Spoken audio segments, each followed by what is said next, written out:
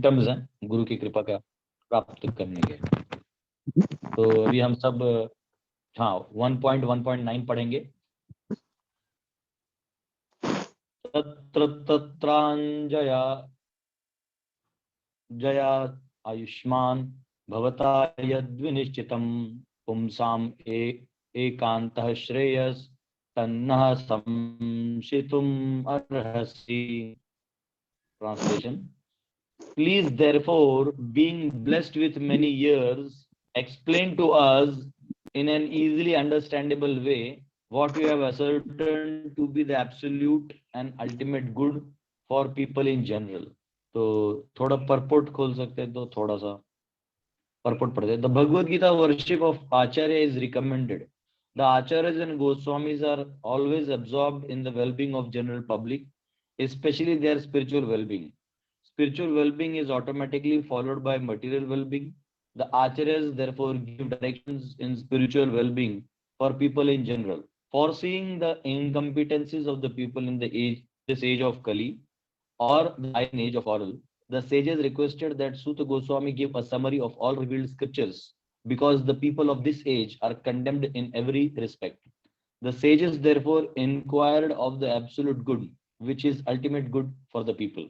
The condemned state of affairs of the people of this age is described as follows. तो अगले श्लोक में जो है वो कलयुग के लोगों का वर्णन आएगा, परंतु यहाँ पे हम देख रहे हैं कि आचार्य उपासनम, भगवत गीता आज वैसे गीता जयंती टेक्निकली आज है हमारा वैष्णव गण का।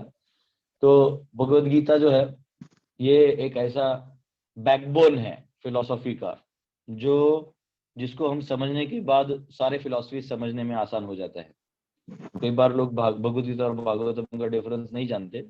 तो भगवत गीता जो है ये हमारे हड्डियों की तरह है, जैसे हमारे बॉडी के अंदर हड्डियां है ना, 206 हड्डियां बायोलॉजी में बताते हैं, उसके ऊपर ये मांसपेशियां हैं। तो ये हड्डी इसको संभालता है, हड्डी नहीं रहेगा तो कोई काम का नहीं है। वैसे हम कितने भी पुराण इतिहास इत्यादि सब पढ़ ले, लेकिन अगर अगर हमें भगवत गीता का फिलॉसफी क्लियर नहीं है तो हमारा जो अंडरस्टैंडिंग है वो मराठी में उसको लवचिक बोलते हैं, फ्लेक्सिबल हो जाएगा। ऐसा जो बोला हाँ सब सही है सब सही है। इसलिए कई बार आप किसी को कुछ पूछो तो हाँ ये भी है ऐसा भी है ये भगवान है, हाँ वही भगवान है, क्योंकि सिद्धांत क्लियर नहीं है ईश्वर कौन है क्यों है। तो यहाँ पे कहा गया है भगवत गीता में आचार्य उपासनम। आचार्य उपासना यानी हमें, जैसे पिछले श्लोक में कहा गया है कि आचार्य जो आचरण में लाते हैं उनके पास जाके हमें सीखना चाहिए। चैतन्य महाप्रभु हरिदास ठाकुर को कहते थे, हरिदास ठाकुर 192 माला करते थे, 22 घंटा जाप करते थे, सोचिए, और उसके बाद प्रचार करते थे।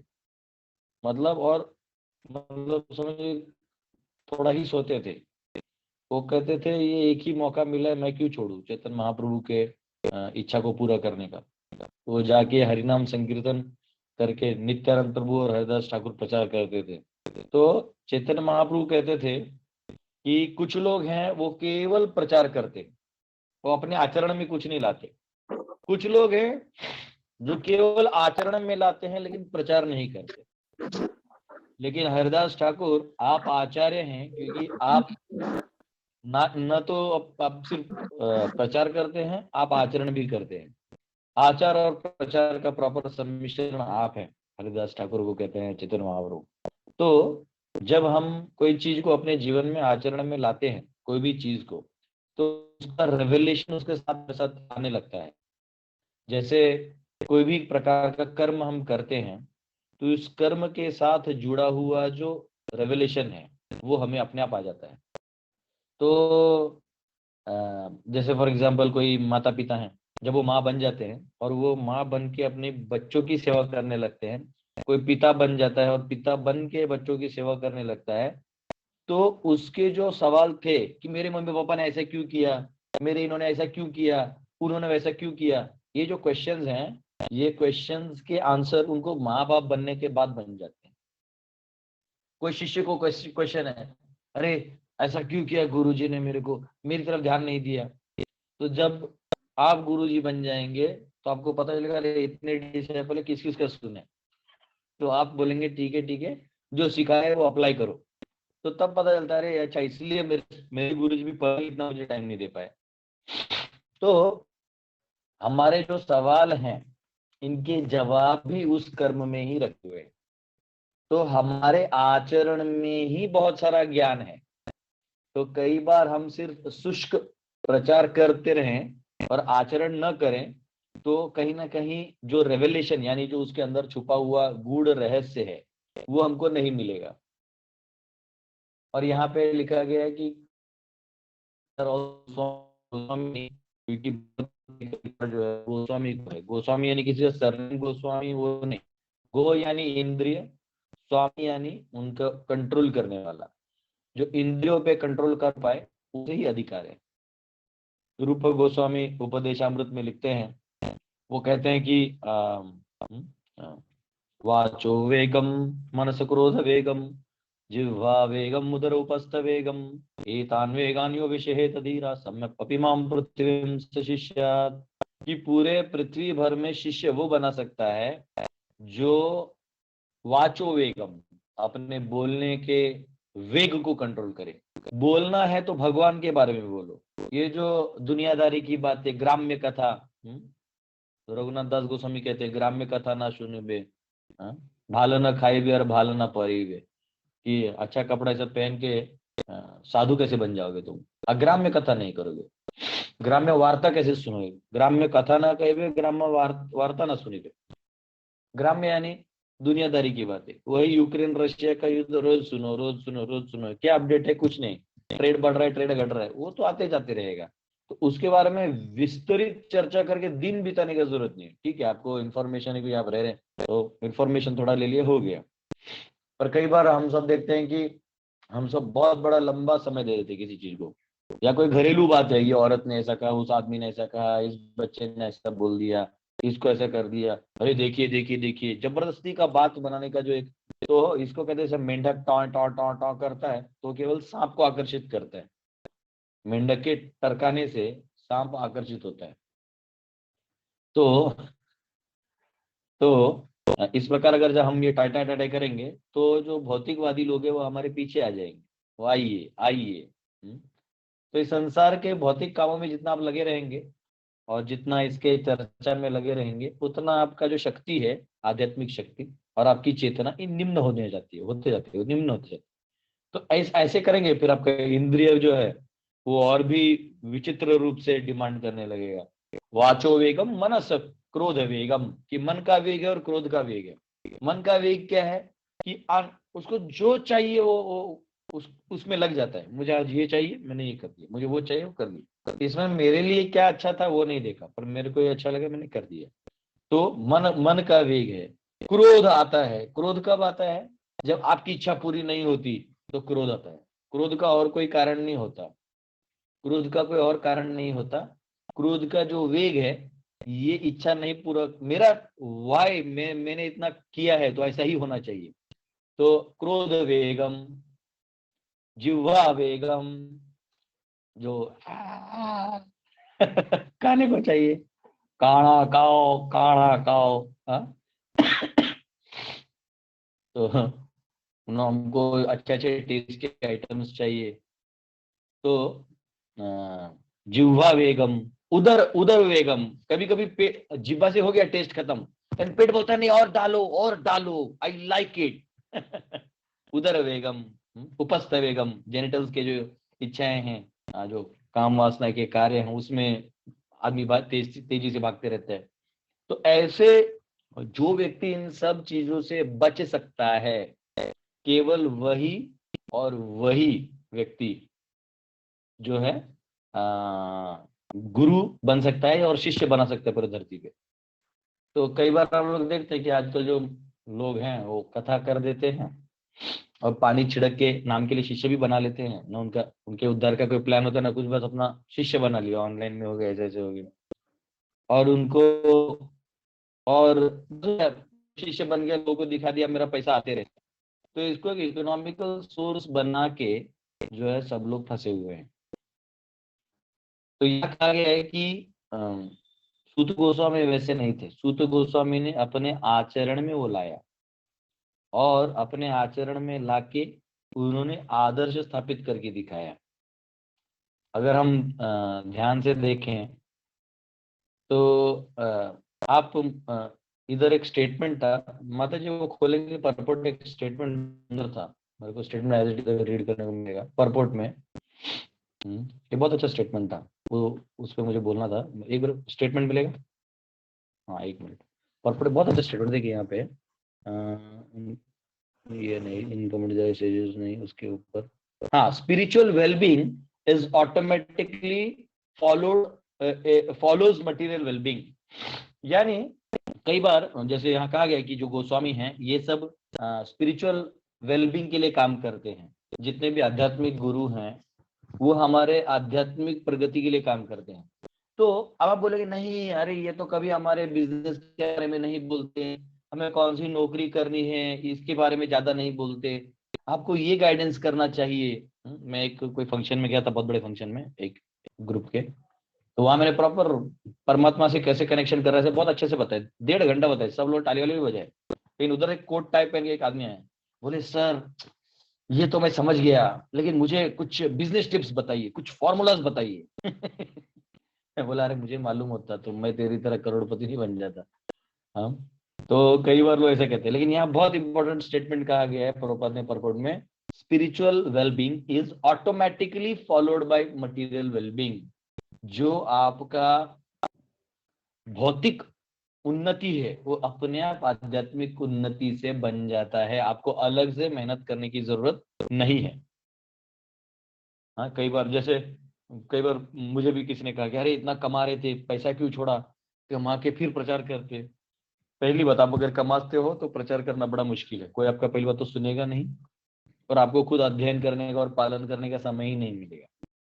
चलो फिर भी कर दिया तो अति उत्तम, परंतु जो धन आ रहा है उसके पीछे भागने में, उसको मेंटेन करने में, उसको उसके रास्ते बनाने में ही समय चला जाता है।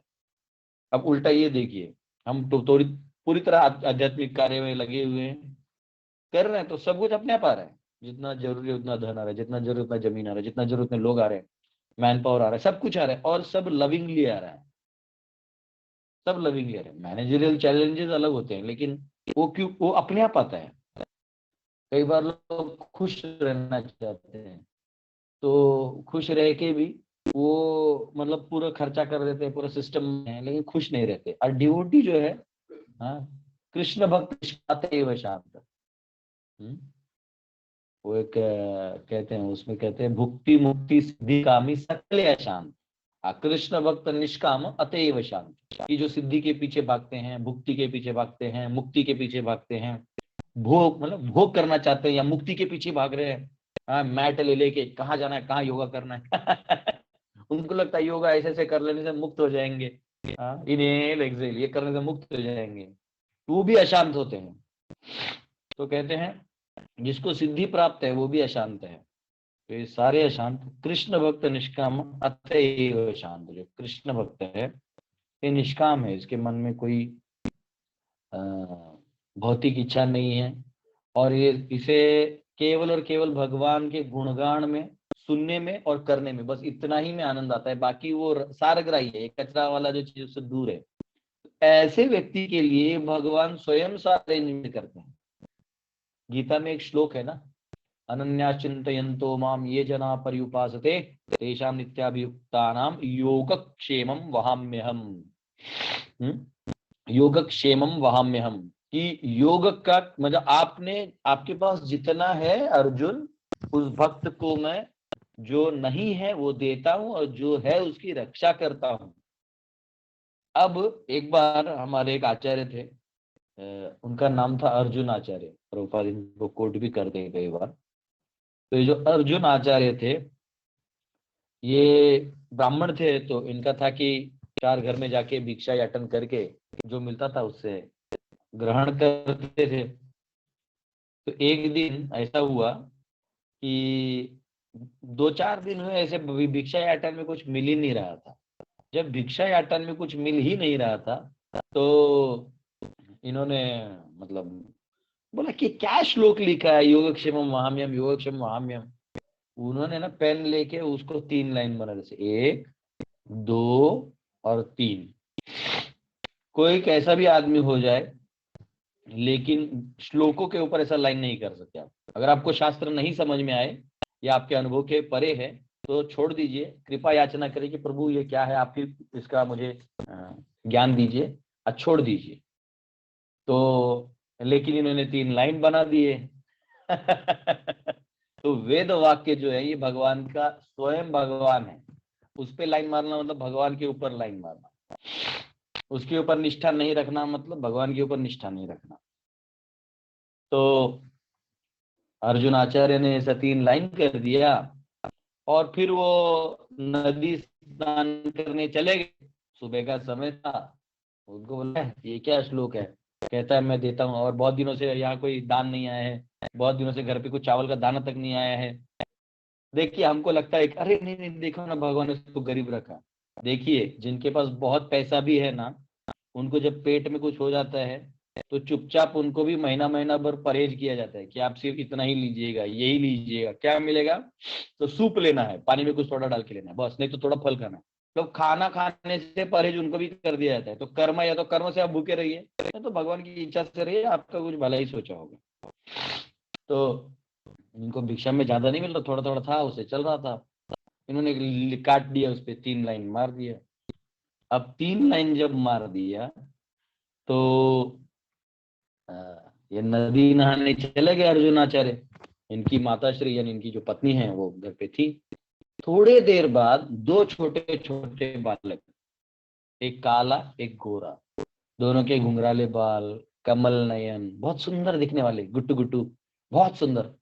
एक सांवला एक गोरा, दोनों आए और पूरा बड़ा झोला ऐसे लेके, अम्माई अम्माई, आप अर्जुन आचार्य जी का घर है क्या?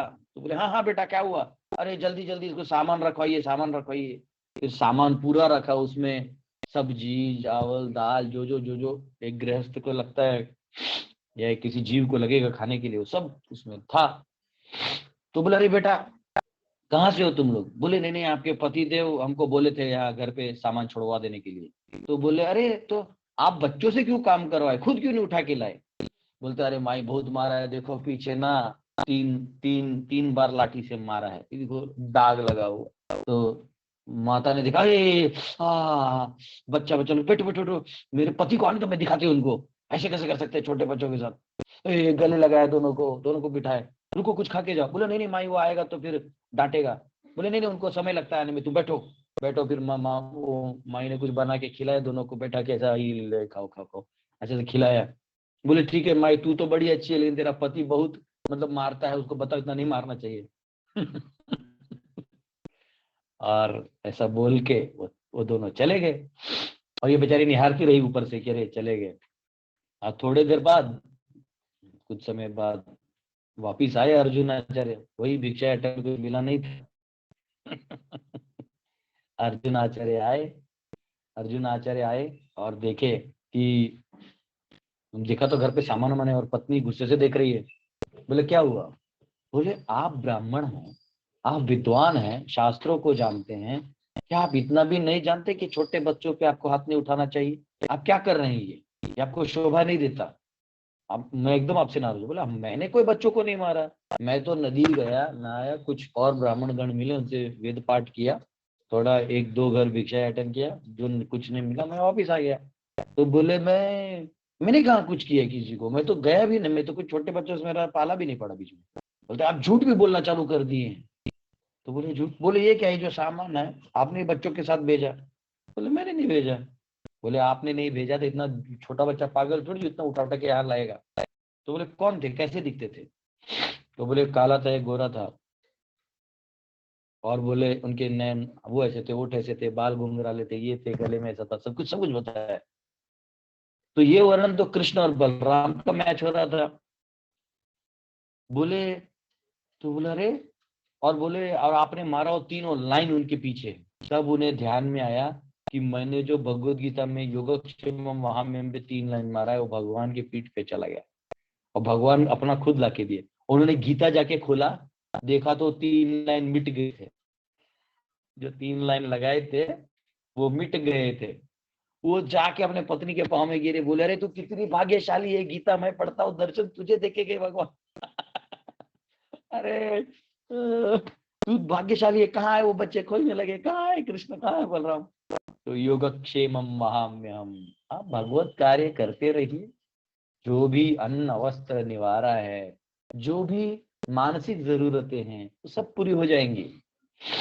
कल मैं जब लोकल ट्रेन से आ रहा था मुंबई से, तो बहुत अच्छा लगा मुझे। मैं सुबह सुबह क्योंकि बैठा था, तो वहां पे जिस बोगी में मैं गया, वहां कीर्तन, जो वर्किंग लोग हैं जो जॉब करने जाते हैं और जॉब करके आते हैं, तो हर एक के पास एक करताल था और एक मृदुंग था उनका छोटा। उसमें वो लोग ना मस्त वारकरी भजन, सुंदर सुंदर ते ध्यान उभे विटेवरी करकटावरी ठेवुनिया, ऐसे भजन भी गा रहे हैं। और उसमें कुछ गायक थे जो सुर के साथ स स स नी नी नी निधा ना मा पा पा बोला रे वाह। मेरे को ऐसा रोमांच हो गया, मैं अपना बैग लेके बस बैग को पीट रहा था, इतना अच्छा लग रहा था। तो अभी आप आप अपना काम करिए ना, लेकिन हरि का नाम लेते रहिए। तो करा हमारे बोलते नाव घेता उठा उठी। अरे जहां मिले मौका, बस भगवान का नाम लेना चालू कर दो, बाकी सब छोड़ो। कलयुग में कितना चिंता करोगे, क्या सुधार दोगे आप। आप मिनिस्टर बन जाओगे तो समस्या है, आप मिनिस्टर बन जाओगे तो भी समस्या रह गई। वो कितने आके गए, अब दिख नहीं रहा है। सब पार्टी के आके गए, सबने मलाई खाया, बांट बांट के खाया। क्या हुआ, कुछ नहीं। आप जिस घर में रह रहे उसी में रह रहे, आप जिस रस्तों से चल रहे वही है। रास्ता खोद के ना बनाना ही पड़ेगा, क्योंकि अगर वो जो पैसा हर साल सैंक्शन करके, तो जो बना हो रहा था उसी कुछ गलती नहीं, पैसा बाढ़ नहीं आए तो भी बाढ़ डिक्लेयर करके वो बनाना पड़ता है। तो ये सब जो है, ये संसार की जो चीजें चलती रहेंगी। तो अगर हम स्पिरिचुअल एक्टिविटी करते हैं तो मटेरियल वेलबींग अपने आप होता है। मैंने देखा है कई भक्त हैं जो पहले कई बहुत गरीब होते हैं, लेकिन वो जब भक्ति करने लगते हैं तो अपने आप उनका दिमाग जो है ना सीरीन और काम हो जाता है। धीरे धीरे उनका खर्चा जो है, जिसमें 10,000 में परिवार नहीं चलता था, अब 3,000 में चलने लगता है। वो तो पूरा पैसा बचता है, क्योंकि अनवांटेड एक्टिविटीज में आपका पैसा जा ही नहीं रहे हैं और आप सिर्फ प्रसाद खा रहे तो हेल्दी हैं। तो इस प्रकार से कोई बहुत ज्यादा करता है तो फिर हर चीज में पैसा खर्चा, हर चीज में एंजाइटी।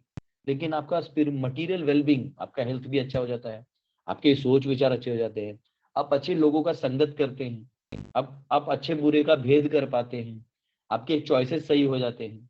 तो अपने आप आपका जो मटीरियल वेलबींग है वो स्पिरिचुअल वेलबींग से अपने आप बढ़ जाता है। अलग से मटेरियल वेलबींग करिएगा तो मटेरियल वेलबींग तो होना नहीं है, और स्पिरिचुअल वेलबींग तो फिर हमने किया ही नहीं।